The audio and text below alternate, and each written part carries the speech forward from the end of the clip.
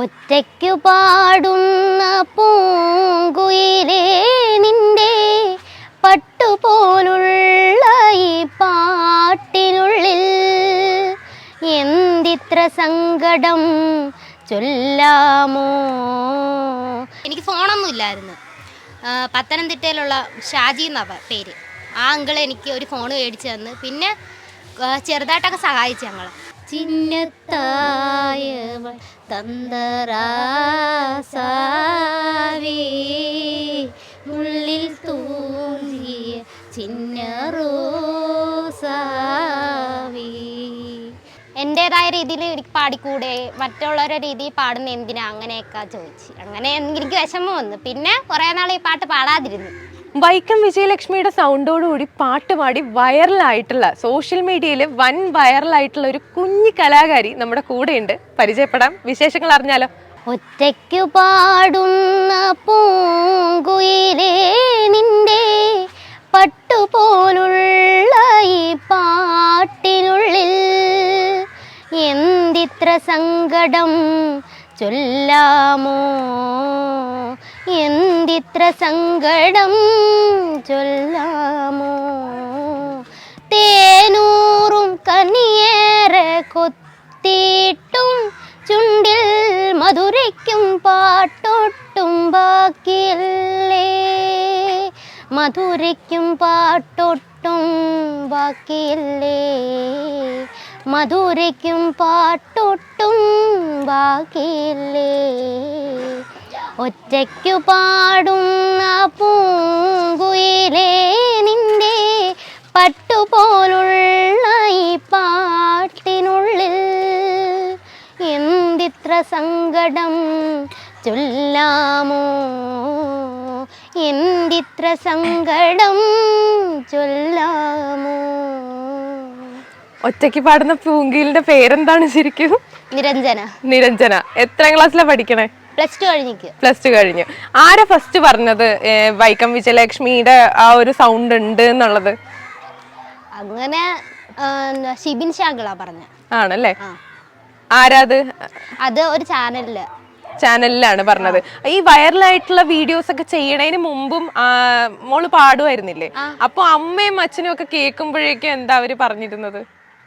അമ്മയും അച്ഛനും ഇനിയും പാടണമെന്ന് പറയും. കൊച്ചിലോട്ട് അവര് തന്നെ ഓരോ പാട്ടിങ്ങനെ എടുത്തു തരും. അങ്ങനെ ഞാൻ ഇങ്ങനെ പഠിച്ച് ഓരോ വേദിയിലൊക്കെ പോയി പാടും. പിന്നെ അങ്ങനെ എന്താ ഷിബിൻ ശാങ്കളൊക്കെ വന്ന് വീഡിയോ എടുത്ത് അങ്ങനെ ഓരോരുത്തരിങ്ങനെ വരാൻ തുടങ്ങി. വൈക്കം വിജയലക്ഷ്മിനെ ഭയങ്കര ഇഷ്ടമാണോ? ആ പാട്ടിന്റെ ചെറിയ എന്താ പറയാ ചെറിയ പാട്ടിന്റെ രീതികളാണെങ്കിലും അത് അനുകരിക്കാനായിട്ട് ശ്രമിക്കാറുണ്ടായിരുന്നോ നേരത്തെ തൊട്ട് തന്നെ? ഇല്ല, അച്ഛൻ ഇതാണൊക്കെ ഒരു പാട്ടെടുത്ത് തന്ന് അങ്ങനെ പാടി. ആ ഷിബിൻ ശാങ്കൾ വന്നപ്പം ഞാൻ പാടി കേൾപ്പിച്ചു. അന്നേരം പറഞ്ഞ് വൈക്കം വിജയലക്ഷ്മി ആൻറ്റിയുടെ സൗണ്ട് ഉണ്ടെന്ന് പറഞ്ഞു. അങ്ങനെ പാടി. അതിന് മുമ്പ് പാടിയിട്ടുണ്ട്. പക്ഷെ എനിക്ക് അങ്ങനെ തോന്നിയിട്ടില്ല.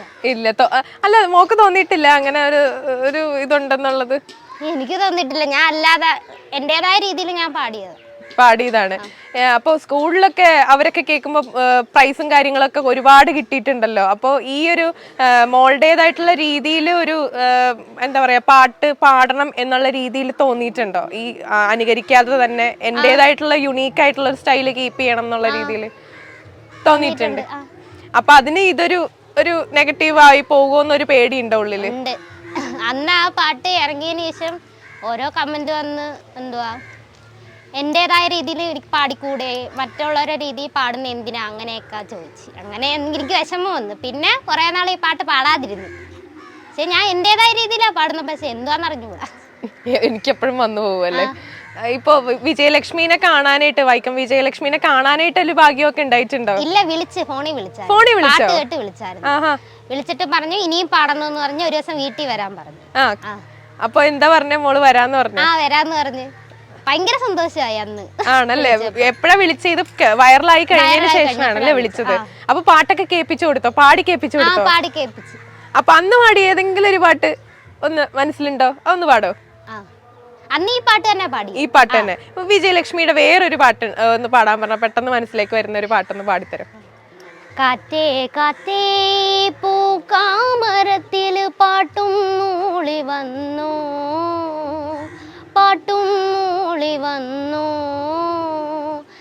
ഞാലിപ്പൂങ്കദളി വാഴ പൂക്കളിലാകെ തേൻ നിറഞ്ഞോ, ആകെ തേൻ നിറഞ്ഞോ. കാറ്റേ കാറ്റേ ഈ പൂക്കാമരത്തിന് പാട്ടും മൂളി വന്നോ, പാട്ടും മൂളി വന്നോ. ഞാലിപ്പൂങ്കദളി വാഴ പൂക്കളിലാകെ തേൻ നിറഞ്ഞോ, ആകെ തേൻ നിറഞ്ഞോ. ഈ എന്താ ഏറ്റവും വലിയൊരു ഡ്രീം ആയിട്ടുള്ളത്? ഡ്രീം എന്ന് പറയുന്നത് +2 കഴിഞ്ഞിപ്പം നിൽക്കുമല്ലേ, റിസൾട്ട് വന്നിട്ട് കലാമണ്ഡലത്തിൽ പോയി പഠിക്കണം. അവിടെ അല്ലെങ്കിൽ സ്വാതിരുന്നാൾ, ഇവിടെ രണ്ടിലേതെങ്കിലും ഒരു സ്ഥലത്ത് പോയി മ്യൂസിക് ടീച്ചറായിട്ട് ഇറങ്ങണം. അങ്ങനെയാണ്. എന്തോ മ്യൂസിക് ടീച്ചറായിട്ട് ഇറങ്ങണമെന്ന് പഠിക്കണം എന്നുള്ളതാണ് ആഗ്രഹം. അപ്പൊ ആരാണ് ഇതിന് ഏറ്റവും കൂടുതൽ സപ്പോർട്ട് ചെയ്യണ വീട്ടില്? വീട്ടിൽ രണ്ടുപേരും, അമ്മയും അച്ഛനും പിന്നെ കുടുംബക്കാരും ഒക്കെ വലിയ സപ്പോർട്ട്. വീട്ടിൽ ആരൊക്കെയാ ഉള്ളത്? എന്താ ചെയ്യണ എല്ലാരും? അമ്മ ഉണ്ട്, അച്ഛനുണ്ട്, അനിയത്തിയുണ്ട്, പിന്നെ അച്ചാച്ചനും അച്ഛമ്മയും വേറെ. അച്ഛൻ കൂലിപ്പണിയാണ്, അമ്മയും കൂലിപ്പണി തന്നെ. അപ്പൊ ഇവരാണ് ഏറ്റവും കൂടുതൽ സപ്പോർട്ട് ചെയ്ത് നിക്കണേ അല്ലേ?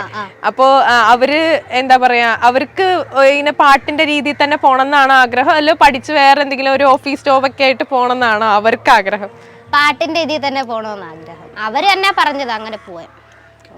അച്ഛനും ആരെങ്കിലും ഒക്കെ പാടോ? അച്ഛനാണ് നേരത്തെ പാട്ട് സെലക്ട് ചെയ്ത് തന്നേന്നൊക്കെ പറഞ്ഞായിരുന്നു. അപ്പൊ അച്ഛനൊക്കെ പാടോ? അച്ഛനും അമ്മയും പാടും. അച്ഛനും അമ്മയും പാടും. അമ്മേനെ ഒന്ന് കാണിച്ചു തരുമോ? അമ്മ മോള് സോഷ്യൽ മീഡിയയിൽ ഭയങ്കരമായിട്ട് വൈറലായിട്ട് നിൽക്കുന്ന സമയമാണ്. സന്തോഷല്ലേ മുഖത്ത്? ഭയങ്കര സന്തോഷാണ്.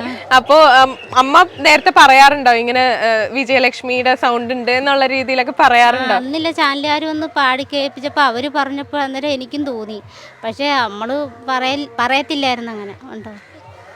മോള് തന്നെ റീൽസും കാര്യങ്ങളൊക്കെ എടുത്തിടാനായിട്ട് ഭയങ്കരമായിട്ട് ഉത്സാഹം കാണിക്കാറുണ്ടോ? അതോ നിങ്ങൾ ഇങ്ങനെ പറയണോ എന്തെങ്കിലുമൊക്കെ പാടുന്ന്? പാടാൻ ഭയങ്കര ഇഷ്ടമാണ്. ഏത് പാട്ടെടുത്ത് പാടിയാലും പാടും. പക്ഷെ അതിലൊക്കെ ഇടാൻ പറഞ്ഞാൽ, ഇൻസ്റ്റയ്ക്കകത്തൊക്കെ ഇടാൻ പറഞ്ഞാൽ പറയും വേണ്ട ഇടണ്ടെന്ന് പറയും. വേണ്ട ഇടണ്ടെന്ന് പറയും. അമ്മയും പാടുന്ന് പറഞ്ഞായിരുന്നു.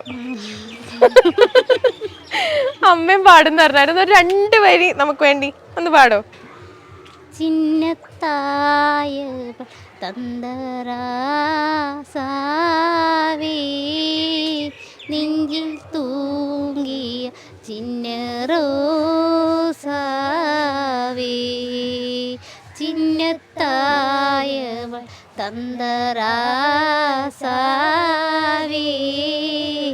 ഉള്ളിൽ തൂങ്ങിയ ചിന്നറോസാവേ.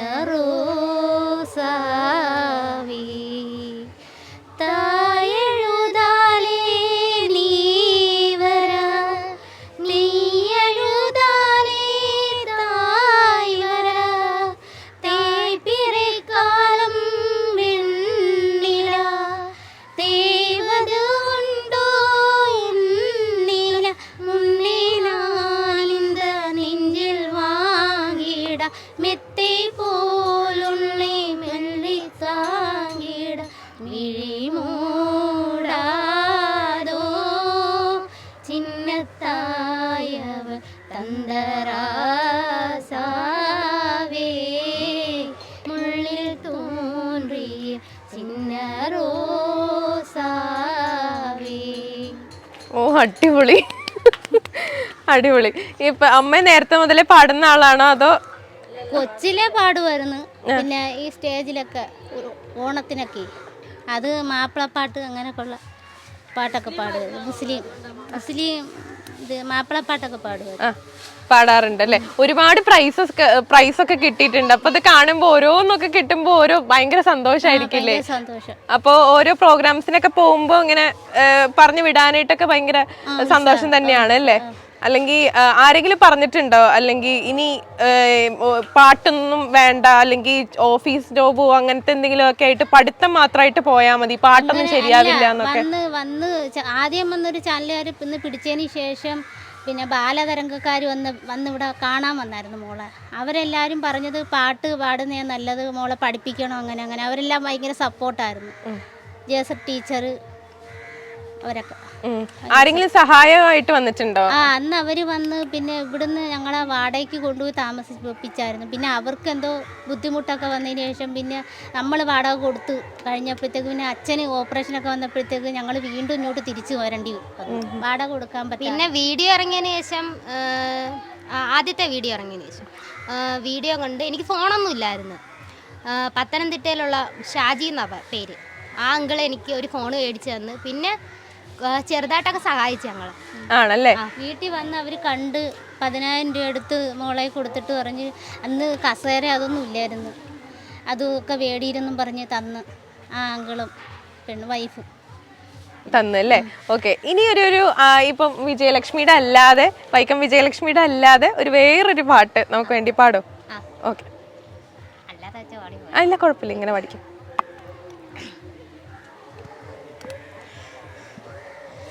വരമഞ്ഞളാടിയ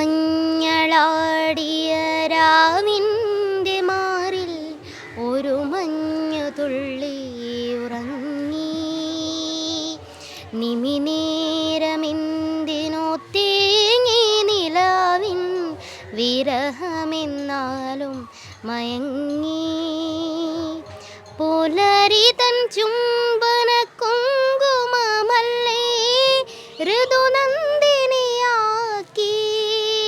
അവളെ പനി നിർമ്മലരാക്കി.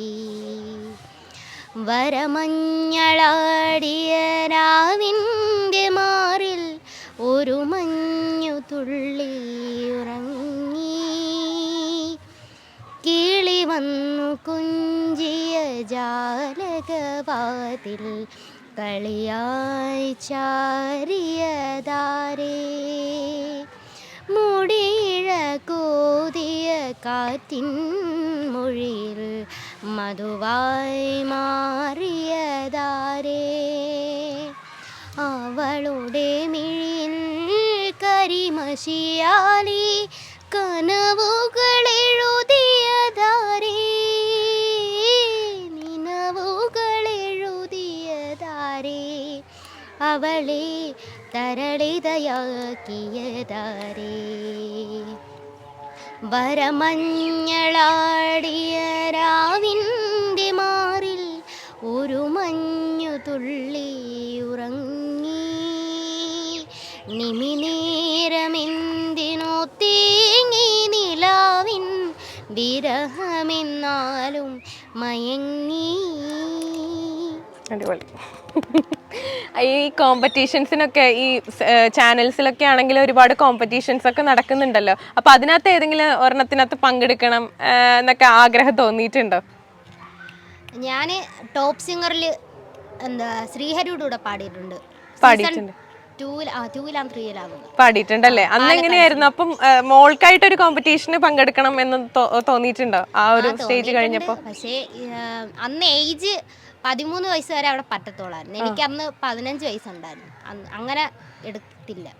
പിന്നെ ഓഡീഷനൊക്കെ പോയിട്ടുണ്ട് ഇതുവരെ, കിട്ടിയില്ല, സെലക്ഷൻ കിട്ടിയില്ല. പിന്നെ അത് സരിഗമയിലും പോയാ പക്ഷെ കിട്ടിയില്ല. പോയിരുന്നു അല്ലേ? ഇപ്പൊ സിനിമയിലൊക്കെ പാടണം എന്നൊക്കെ ആഗ്രഹമുണ്ടോ? അല്ലെങ്കിൽ അങ്ങനെ എന്തെങ്കിലും വിളികളോ കാര്യങ്ങളോ ഒക്കെ വന്നിട്ടുണ്ടോ? ആരെങ്കിലും അപ്രോച്ച് ചെയ്തിട്ടുണ്ടോ? ഇല്ല, ഇതുവരെ അങ്ങനെ ഒരു അങ്ങനൊന്നും വന്നിട്ടില്ല. പക്ഷെ പാടണമെന്ന് ആഗ്രഹമുണ്ട്. പാടണമെന്ന് ആഗ്രഹമുണ്ട്. അപ്പം ഈ വോയിസ് ഡെമോ ഒക്കെ ആളുകൾക്കൊക്കെ അയച്ചു കൊടുത്തിട്ടുണ്ടോ? അങ്ങനെ ആരെങ്കിലും ഒക്കെ ചെറിയ ചെറിയ രീതിയിലാണെങ്കിലും വിളിച്ച് പാടിക്കാൻ വേണ്ടിയിട്ടൊക്കെ? ഇല്ല, കൊടുത്തിട്ടില്ല അല്ലേ? ഞാൻ ആൽബത്തിൽ പാടിയിട്ടുണ്ട്. ആ പാട്ടൊന്ന് പാടിത്തരോ? എൻ കൺകൾ നിറഞ്ഞിടുമ്പോൾ ഹൃദയം തകർന്നിടുമ്പോൾ, എൻ കൺകൾ നിറഞ്ഞിടുമ്പോൾ ഹൃദയം തകർന്നിടുമ്പോൾ, ആശ്വാസദായകൻ ആനന്ദമേകിടും കണ്ണുനീരെല്ലാം തുടയ്ക്കും, ആശ്വാസദായകൻ ആനന്ദമേകിടും കണ്ണുനീരെല്ലാം തുടയ്ക്കും. അടിപൊളി. ഇത് ക്രിസ്ത്യൻ ഡിവോഷണൽ ആണല്ലേ? Okay, thank you. അപ്പോൾ ഇനി ഒരുപാട് വിജയങ്ങൾ ഉണ്ടാവട്ടെ. ഇനി ഒരുപാട് പാട്ടുകളൊക്കെ ഇതുപോലെ വൈറലായി സിനിമയിലൊക്കെ പാടി അടിപൊളിയാക്കാൻ പറ്റട്ടെ. Thank you. ശരി.